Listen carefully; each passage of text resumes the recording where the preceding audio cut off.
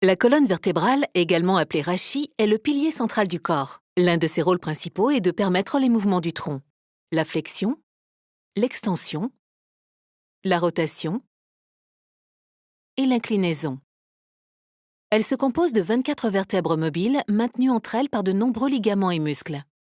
Il y a 7 vertèbres cervicales sur la partie haute du rachis, 12 vertèbres thoraciques également appelées vertèbres dorsales sur la partie médiane et 5 vertèbres lombaires dans le bas du dos. La colonne se terminant par le sacrum.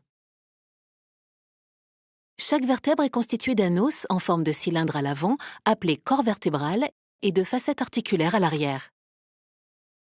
Les vertèbres sont séparées par les disques intervertébraux qui servent d'amortisseurs et qui contribuent à faciliter le mouvement de la colonne.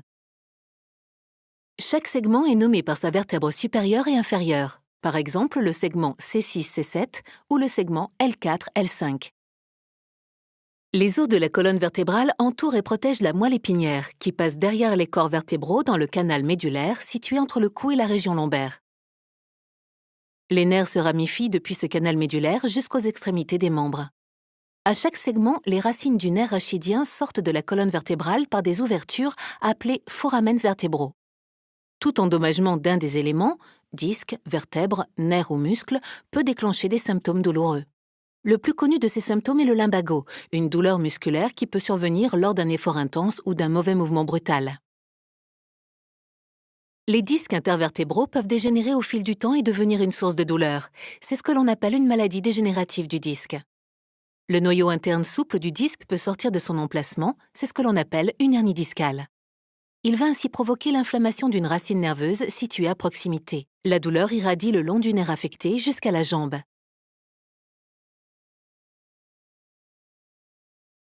Ceci peut également se produire au niveau des cervicales, donnant des symptômes identiques dans le bras le long du nerf touché. Cette pathologie est appelée névralgie cervico-brachiale ou, pour la jambe, une sciatique. Des douleurs peuvent également être ressenties dans le bas du dos en cas de malformation, de traumatisme ou de dysfonctionnement des articulations sacro-iliaques. Enfin, sous le sacrum se situe le coccyx qui se compose de plusieurs petits os. Tout dommage causé à cette zone peut également entraîner des symptômes douloureux.